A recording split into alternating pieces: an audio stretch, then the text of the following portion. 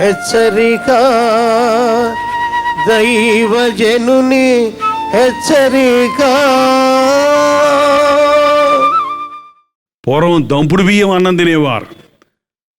అందుకని 8 మంది బిడ్డల కన్నా 2 బకెట్ల నీళ్లు మోసేవారు. ఇప్పుడు ఒక బిడ్డను గంటానికి ఎన్ని తెప్పలో. ఏంటండి, బలం లేదు. అసలు అనేక మందికి గర్భవతులు కావటం లేదు.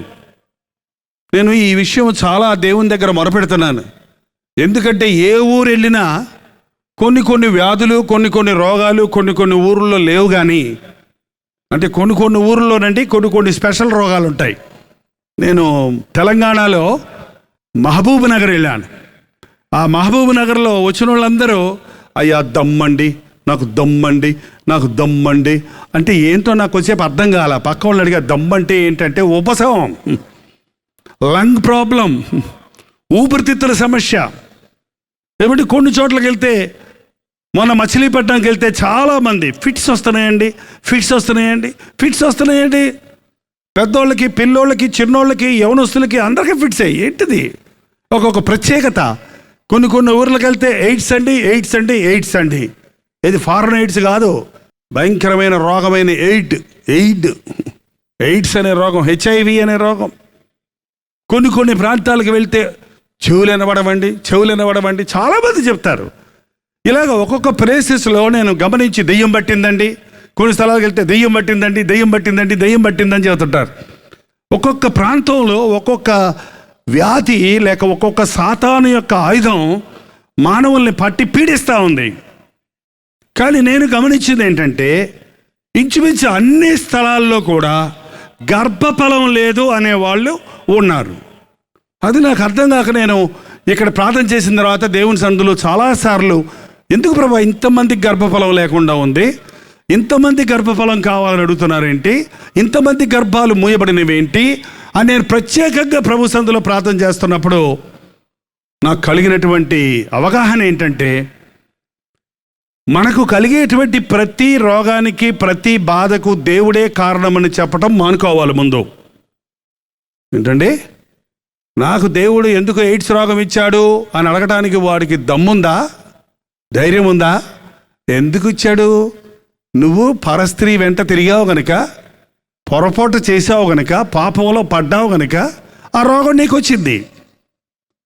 నాకు ఏ జబ్బు లేకుండా ఉండాలి, నాకెందుకు ఉపశమం వచ్చింది, ఆయాసం వచ్చింది అంటే, నీ శరీరం దేవుని ఆలయమైన నీ శరీరాన్ని జాగ్రత్తగా చూసుకోకుండా, దానికి అవసరమైన ఆహారాన్ని పెట్టకుండా, దానికి కావలసిన విశ్రాంతిని ఇవ్వకుండా, నువ్వు నీ శరీరాన్ని ఇష్టం వచ్చినట్టు వాడేసి రోగాల పాలైపోయి మంచాన పడి, దేవుడా నాకు ఎందుకు తెప్పించావు ఈ రోగం అంటే అర్థమేమీ లేదు.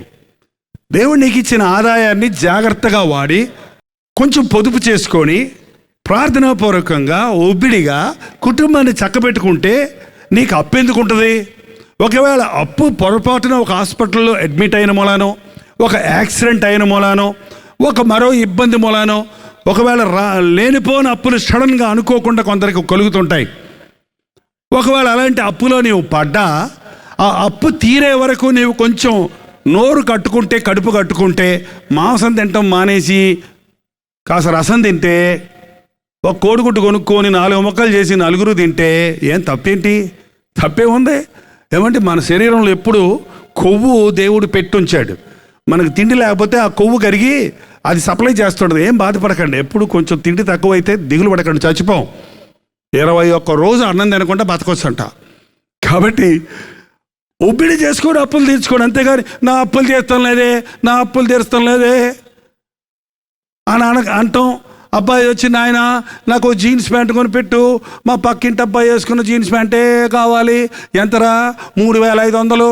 ఓరుని 3500 జీన్స్ ప్యాంట్ ఎందుకురా నీకు? దానికి 2 చిల్లులు ఉన్నాయి డాడీ, అందుకోసమే. ఇదేమిటో నాకు అర్థం కాదు. చిల్లులు ఉంటే రేట్ ఎక్కువ అంటండి.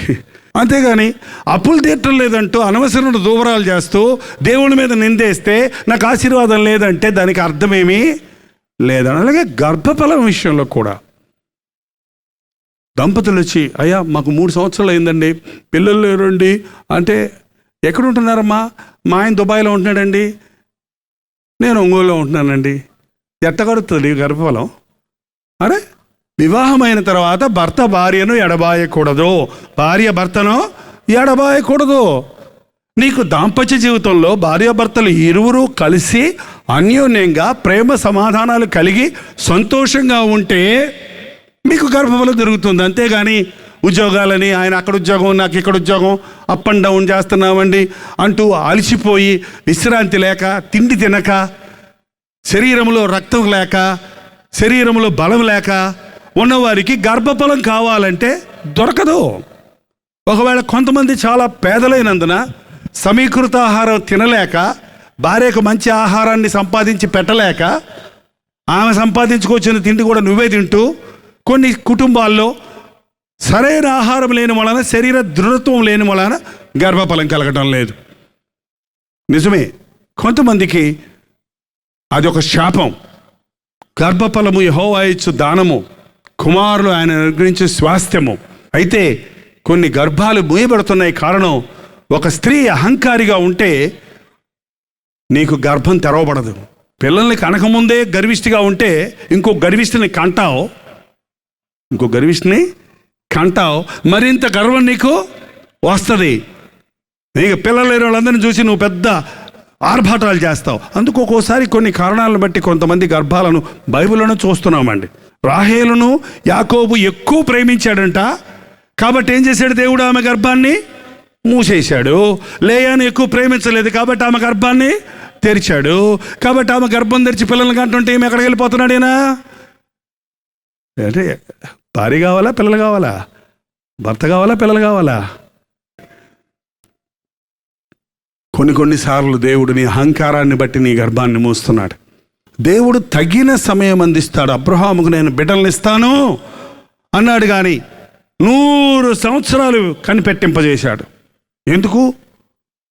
మృతతుల్యమైపోయింది శారా, రక్తస్రావం తగ్గిపోయింది, స్త్రీ ధర్మం తగ్గిపోయింది, గర్భం ధరించడానికి ఎటువంటి ఆస్కారం లేదు.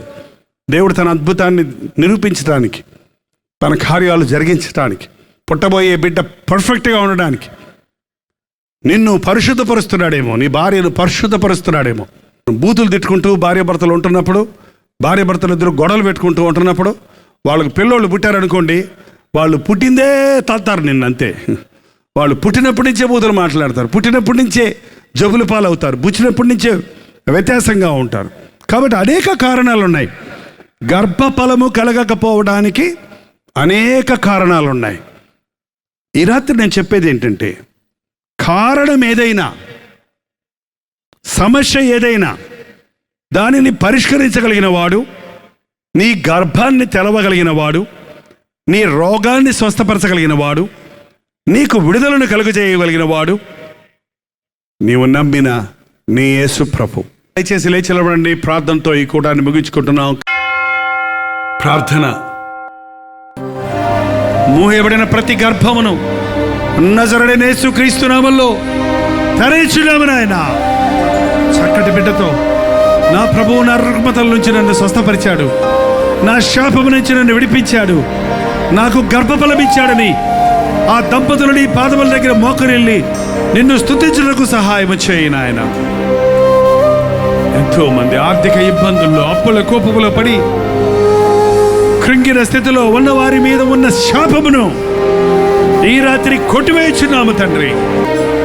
నాయన, మృతుడవై తిరిగి లేచిన దేవా, సజీవుడవైన క్రీస్తు, నీ గాయపడిన హస్తమును చాపి ఎక్కడ నుండి వింటున్న వారిని, ప్రార్థనలో ఏకీభించిన వారిని, రోడ్డు మీద వెళ్తూ వింటున్న వారిని, హాస్పిటల్లో పడుకొని వింటున్న వారిని, ఇళ్లలో ఉండి వింటున్న వారిని, ప్రతి ఒక్కరిని నీవు చూస్తున్నావయ్యా, ప్రతి ఒక్కరిని నీవు ప్రేమిస్తున్నావయ్యా, ప్రతి ఒక్కరిని పరలోక రాజ్య వారసులుగా చేయాలని ఆశిస్తున్నావయ్యా. అందుకే నీ ఆత్మ కార్యాన్ని జరగనీయ్యా. పరిశుద్ధాత్మ మమ్మల్ని వెంటాడనివయ్యా, సర్వసత్యములోనికి నడిపించనీయ్యా. ప్రతి ఒక్కరూ ఫలించని నాయన యేసుక్రీస్తు నామములో అడుగుచున్నాము తండ్రి. ఆమేన్.